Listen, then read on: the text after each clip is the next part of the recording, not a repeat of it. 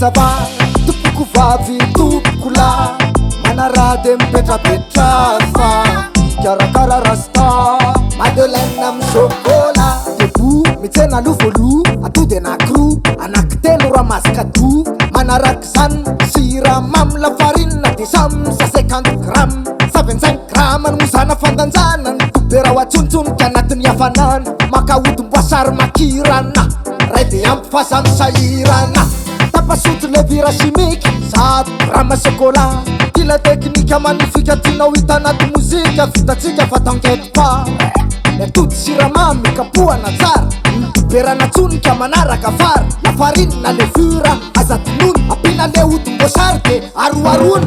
mila fort afanana énergie tous 180 degré celsius osorana tobera le ametrahana azy asina chocolat tsy raray avy paty de atao anaty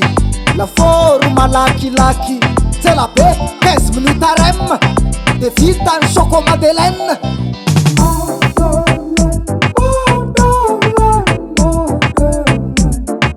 Chocolat